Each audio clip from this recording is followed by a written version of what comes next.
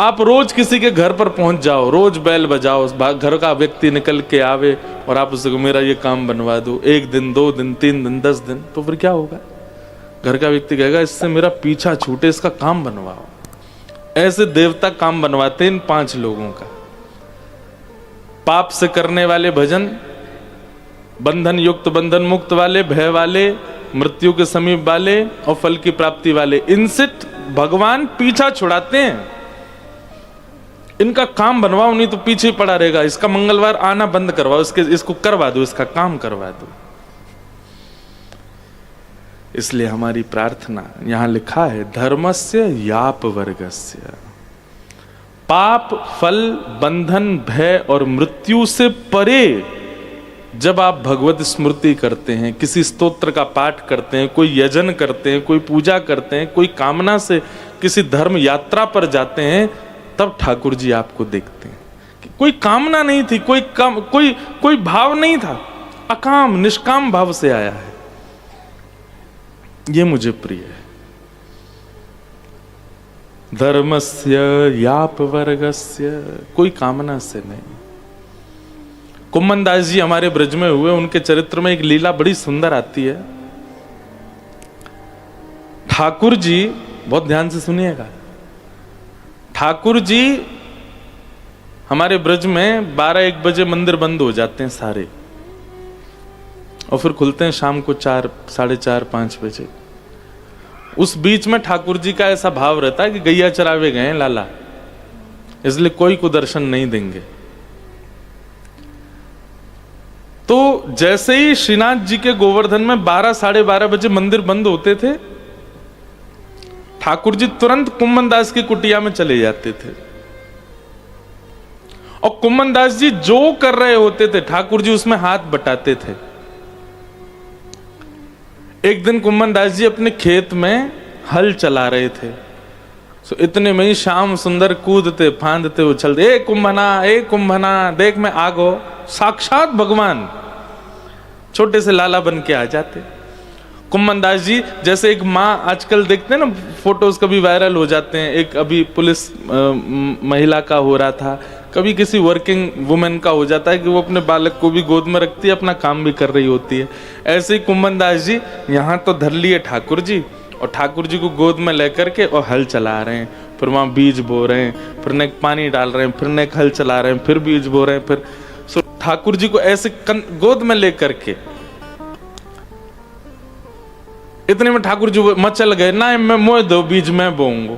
तो कुम्मन दास जी हल चला रहे हैं और ठाकुर जी ऐसे अपनी पीतांबरी में बीज भर के बीज उछालते हुए चल रहे हैं कुम्मन दास जी के साथ। कुम्मन दास जी के बीच बीच में नेत्रों में आंसू आ जाते हैं, अपने सौभाग्य की सराहना करते हैं कि साक्षात भगवान मेरे साथ लीला करते हैं। लेकिन तभी शाम का समय हो गया और मंदिर के घंटे घड़ियाल बजने लगे, ठाकुर जी के उत्थापन दर्शन का समय हो गया। जैसे ही उत्थापन दर्शन का समय हुआ, घंटे घड़ियाल मंदिर में बजने लगे, ठाकुर जी तो सामने खड़े हैं कुम्मन दास जी के। तो ठाकुर जी तो खड़े, कुम्मन दास जी दौड़े, अरे हाथ धोऊं पाम धोऊं, दर्शन को समय है गयो, मैं दौड़ के जाऊंगा ठाकुर जी के दर्शन करूंगा। भगवान बोले, ए कुंभना, मैं यहां खड़ा हूं तेरे सामने, मैं यहीं खड़ा हूं, तू मुझे यहीं देख ले। तू हल छोड़ के भाग रहा है, अपने कामन्य छोड़ के भाग रहा है, हाथ पामन्य धोए रहा है, कायकू मैं तो तेरे सामने खड़ा हूं। कुम्मन दास जी बहुत सुंदर बात कहते हैं, आप यहां मेरे साथ लीला करने के लिए आते हैं, यह आपका प्रेम है, और मैं नित्य आपका दर्शन करने वहां जाता हूं, वो मेरा कर्तव्य है, वो मेरा धर्म है। अगर आप पहले तो नहीं आते थे, पहले तो मैं नित्य वहीं आपको देखने जाता था, और वहां नित्य देखने का ये मुझे फल मिला कि आप मेरे पास यहां आने लगे। तो जिस स्थान ने मुझे आपको प्रदान किया, मैं उस स्थान को कैसे छोड़ सकता हूं? और यहां आना ये आपकी रुचि है। आज आप राजी हो रहे हो मेरे से, कल कहीं नाराज हो गए और नहीं आए तो? यहां तो आप अपनी इच्छा से आ रहे हो ना। कल को मुझसे कोई गलती हो गई, अपराध हो गया, मानव हूं मैं, तो गलती कर सकता हूं। कहीं आप नाराज होकर के कल नहीं आए, यहां ना आना ये आपकी इच्छा, यहां आना यह भी आपकी इच्छा, पर मंदिर में दर्शन नित्य देना ये आपकी इच्छा नहीं है। वहां तो आपको गुरुजनों ने बैठा रखा है, वहां तो आपको, जिससे आप नाराज हो जिससे राजी हो, सबको मिलना पड़ेगा आपको। आप किसी के लिए कपाट बंद नहीं करवाओगे अपने, इसलिए मंदिर दर्शन नहीं छोड़ूंगा मैं। ठाकुर जी खड़े हैं खेत में और कुम्मन दास जी भाग रहे हैं मंदिर में। कैसा निष्काम प्रेम है ठाकुर जी के प्रति, इसको कहते हैं धर्म। हम लोग गरज पड़ती है तो ठाकुर जी के सन्मुख जाते हैं, बिना किसी कामना के, बिना किसी अन्य स्थिति के, भगवत स्मृति। धर्मस्य यापवर्गस्य नार्थोऽर्थायोपकल्पते, नार्थस्य धर्मैकान्तस्य कामो लाभाय स्मृतः।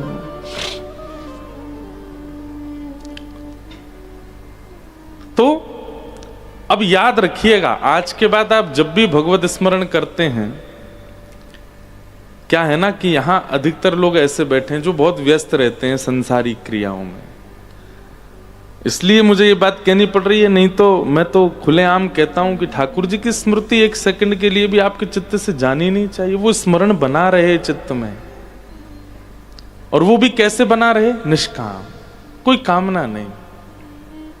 हमने तो एक नई बात शुरू करी, लाल जी के दर्शन अब हम कम कराते हैं लोगों को, और जो भी दर्शन करने आता हमारे लाल जी के, हम उसको सौगंध देते, मैं तुमको सौगंध है हमारे ठाकुर जी से कुछ मांगोगे नहीं। क्यों? छोटे से लाला हैं, वो लीला कर रहे हैं, उनको जाकर के संकोच में मत डालना। वृंदावन बिहारी लाल राधा रमन जी के सन्मुख भी कुछ मत मांगिए। वृंदावन में ठाकुर जी इच्छा पूर्ण करने के लिए नहीं बैठे, दुनिया भर में देवी देवता प्रकट कर दिए ठाकुर जी ने इच्छा पूर्ति के लिए। वहां जाइए, वृंदावन में तो केवल वे दोनों राजी रहें, वे दोनों प्रसन्न रहें, उनकी लीला वृंदावन में सदा ऐसी चलती रहे। गोवर्धनवासी सांवरे पद में श्री चतुर्भुज दास जी कहते हैं, युग युग अविचल राखिए, यह सुख शैल निवास। युग युग अविचल राखिए, यह सुख शैल निवास। चतुर्भुज दास जी कह रहे हैं, ये पद बहुत सारे वैष्णव गाते हैं, बहुत सारे बालक गाते हैं इस पद को। इस पद की अंतिम पंक्ति है ये। कुम्मन दास जी, जिनका हम चरित्र, इन्हीं के पुत्र थे श्री चतुर्भुज दास। उन्होंने कहा कि ठाकुर जी आपको मेरी सौगंध है, क्या कि आप हमेशा गिरिराज जी में ही रहिए, हमेशा इन कुंज निकुंजों में ही रहिए, हमेशा यमुना जी के तट पर रहिए, और यहां अपनी प्रेम लीलाएं करते रहिए। श्री गोवर्धन रूप पे बल जाए चतुर्भुज दास, गोवर्धन वासी सांवरे, गोवर्धन वासी सांवरे। लाल तुम बिन रहो न जाए रे, गोवर्धन वासी। क्यों मना किया जाता है कि गिरिराज जी को गोवर्धन से लेके मत आओ? कई लोग मना करते हैं ब्रज की रज को भी लेकर के कहीं बाहर नहीं जाना चाहिए वृंदावन से। क्यों? क्योंकि वृंदावन की जितनी भी सामग्री हैं वो हमारे आपके लिए है ही नहीं, वो ठाकुर जी की लीला के लिए है। ये तो सौभाग्य है हमारा कि हमको वहां प्रवेश मिल जाता है, हमारा वहां जन्म हो जा रहा है, हम वहां कभी भी चले जाते हैं।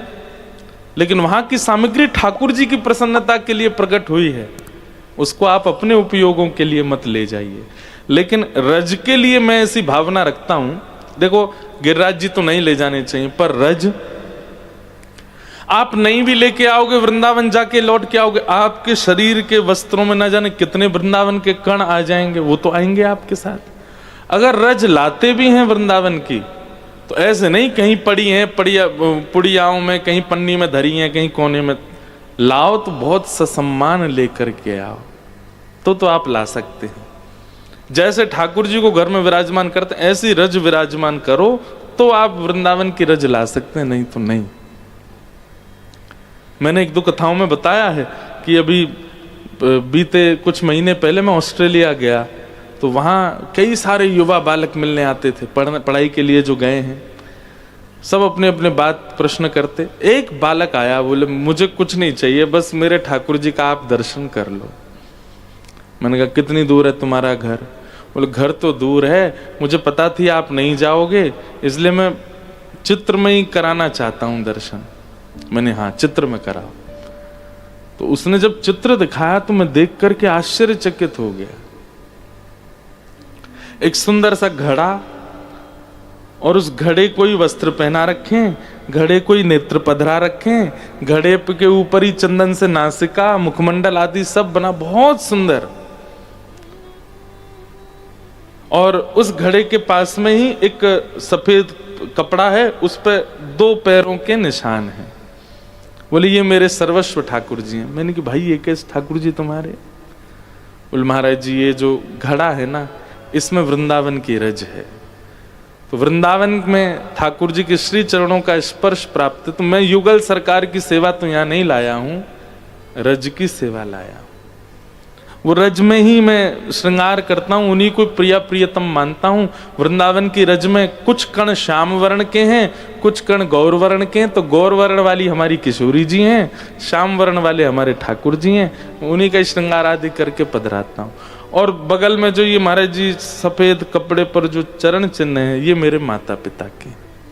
मैं नित्य दूर रहता हूँ माता पिता से, तो इन्हीं को प्रणाम करता हूँ। उसके भाव देख करके सुन करके मैं इतना आनंदित हो गया। मैंने कहा भाई एक काम कर, तू मुझे ले ही चल, मुझे दर्शन कराओ, ऐसे ठाकुर जी के तो करने। भावना सबके चित्त में प्रकट नहीं होती, लिख लीजिएगा, उसी के चित्त में प्रकट होंगे भाव जिसको श्री जी स्वीकार कर चुकी होंगी।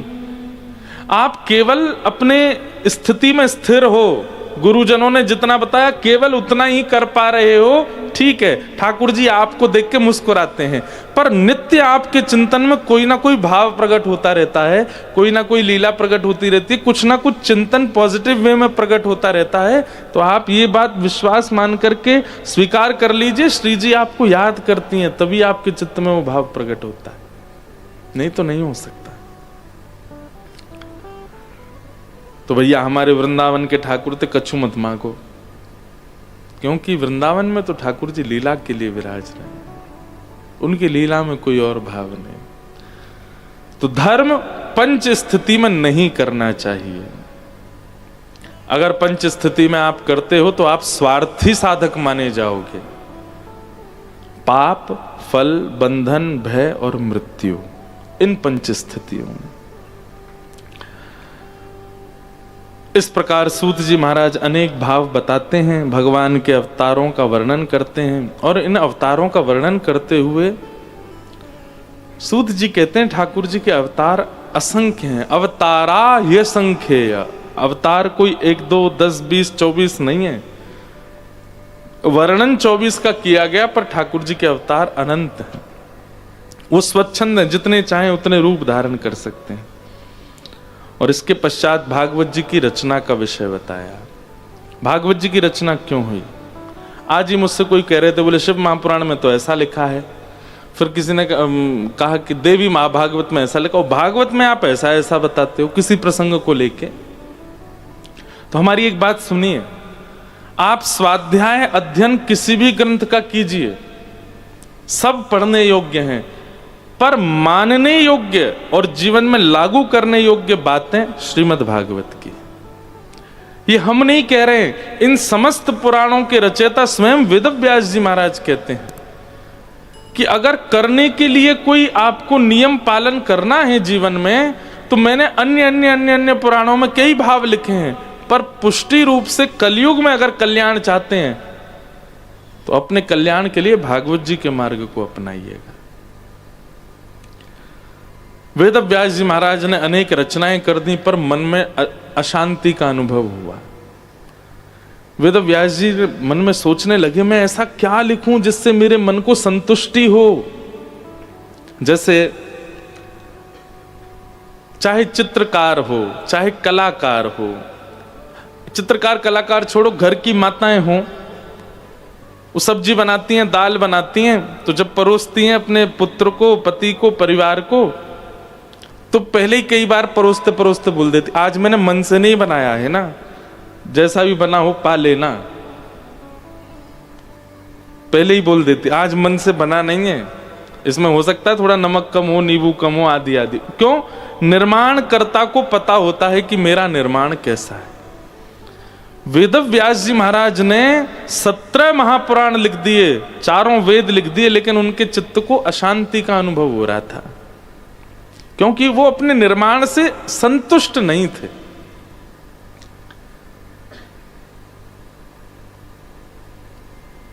तब वेद व्यास जी के पास नारद जी का आगमन हुआ। एक बात बहुत ध्यान से सुनिएगा, किसी भी कार्य में आप न्यायालय में बैठती हैं, और भी यहां कई सारे बड़े बड़े ऑफिसर्स बैठे हैं जो किसी क्षेत्र में निपुण हैं, कोई किसी क्षेत्र में निपुण है। आपको अपने कार्य में असंतुष्टि का अनुभव होता है, या फिर जो यहां पर और भी सब श्रोताजन बैठे हैं, असंतुष्टि का निवृत्ति कैसे हो, अपने कार्य में पूर्ण संतोष कैसे हो, ये प्रसंग सुनिए। एक चीज की कमी है जिसकी वजह से होता है, वो यहां बताई जा रही है। अगर ये भाव आपके पास है तो आप कुछ भी करेंगे उसमें आपको संतोष ही होगा, आपको संतुष्टि का अनुभव ही होगा। नारद जी महाराज आए वेद व्यास जी के पास और बोले, क्या बात है, आपका मुख इतना उदास क्यों? वेद व्यास जी बोले, मैंने देखो कितने सारे पुराण लिख दिए, कितने सारे ग्रंथ लिख दिए, पर मेरा मन संतुष्ट नहीं है, अभी तक मुझे संतोष नहीं हो रहा है। तब नारद जी ने उनको एक सूत्र बताया। क्या सूत्र? भवतानुदित प्रायम यशो भगवतो मलम ये नैवासौ न तुष्येत मन्ये तद्दर्शनम खिलम। हे व्यास जी, आपने अनेक ग्रंथ लिखे हैं, पर आप जो भी क्रिया कर रहे हैं, जो भी निर्माण कर रहे हैं, उनमें आप 4 ही चीजों का विशेष रूप से ध्यान रखते हो। कौन कौन सी 4 चीज? धर्म, अर्थ, काम और मोक्ष। इनको क्या कहते हैं? चतुर्विध पुरुषार्थ। क्या कहते हैं? चतुर्विध पुरुषार्थ। नेक जोड़ते बोले करो, क्योंकि ये स्थान ऐसा है कि यहाँ आक्रमण हो सकता है। किनका? निद्रा देवी का। इसलिए आपका बोलना आवश्यक है। चतुर्विध पुरुषार्थ। कैसी विडंबना है ना। बहुत शांति वाला स्थान मिल जाए तो वहां श्रोता की परीक्षा होती है, बेटा यहां सुन के दिखा कथा। पंडालों में तो क्या है कि इतना भीड़ होती है, वहां तो बेचारे वैसे ही नहीं सो पाते। यहाँ इतनी शांति, इतनी व्यवस्था। एक बात और कहें, व्यवस्थित होके कथा नहीं सुननी चाहिए, क्योंकि व्यवस्थित होके जब आप बहुत व्यवस्था होके सुनोगे ना, तो आपको फिर भाई कलयुग क्यों चाहेगा कि आप मुक्त हो जाओ कलयुग से?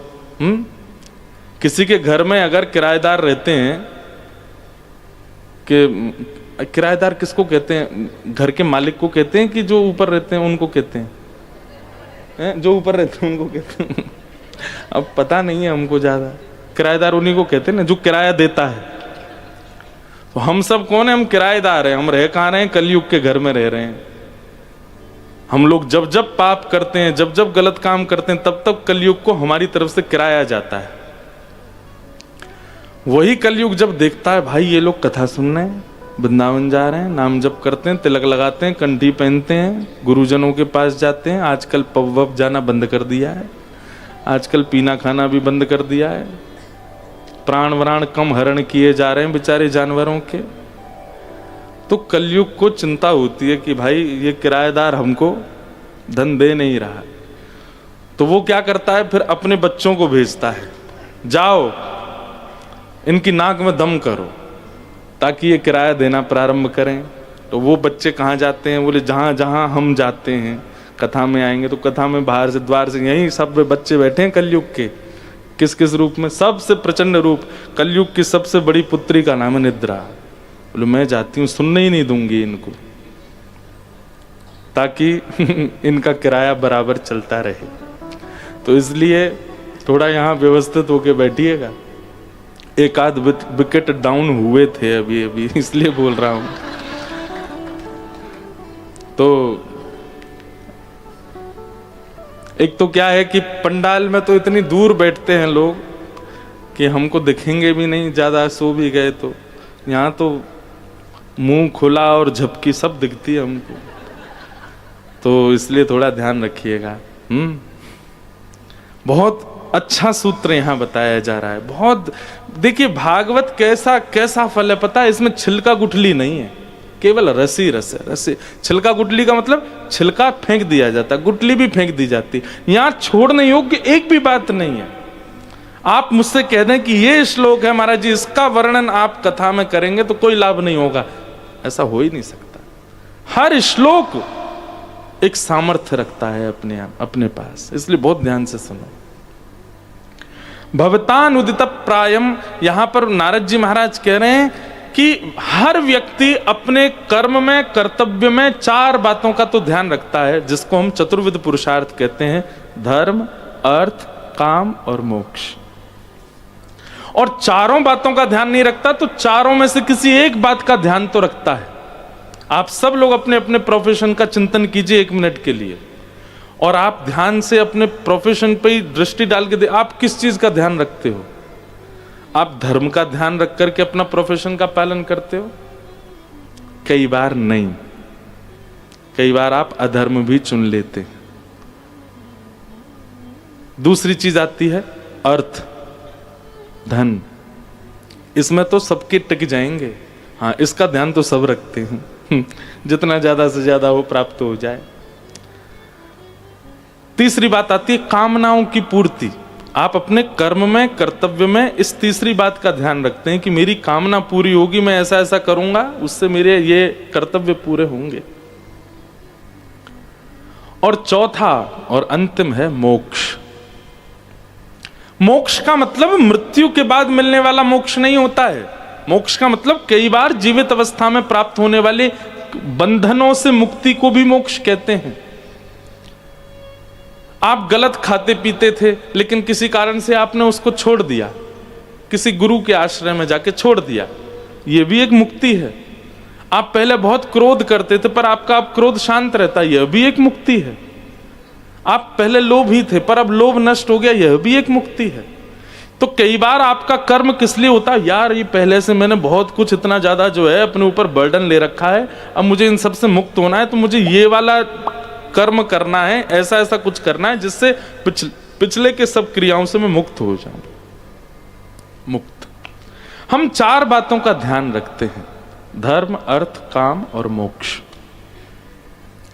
पर इन चारों का ध्यान रखते रखते हम पंचम पुरुषार्थ को भूल जाते हैं। और वो पंचम पुरुषार्थ क्या है?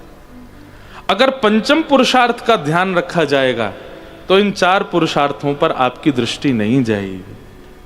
वो पंचम परिपूर्ण है। अगर उस स्थिति में आप चले गए तो इन चारों में आप गौड़ रहोगे, इनका चिंतन ही नहीं करोगे। और पंचम पुरुषार्थ का क्या नाम है? प्रेम। प्रेम। आप स्वयं विचार करके देखिए, क्या आज तक आपने अपने कर्तव्यों में, अपने जो भी आपका प्रोफेशन है उसमें प्रेम का चिंतन करके कुछ किया? नहीं।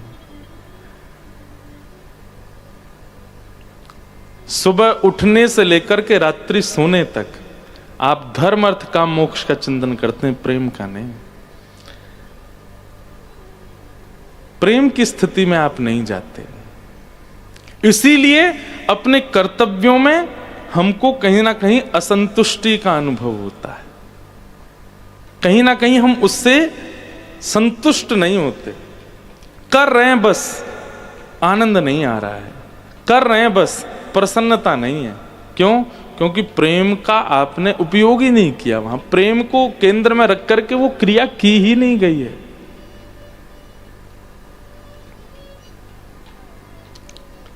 प्रेम, उसका चिंतन करके एक दिन का भी आप अपना क्रम करके देखिए। आप अपनी जॉब ही सही, जो भी है वह भी, अपना बिजनेस सही, जो कुछ भी आप करते हैं दिनचर्या में, एक दिन बस प्रेम का चिंतन करके, बस प्रेम है, बस प्रेम है, प्रेम का चिंतन करके आप अपनी क्रिया में जब जाएंगे, उस दिन को आप कभी नहीं भूलोगे। वो आपके सदा चिंतन में रहने वाला साल भर का सबसे उचित और सबसे उत्तम दिन हो जाएगा वो। क्यों? प्रेम प्रधान था उस क्रिया में।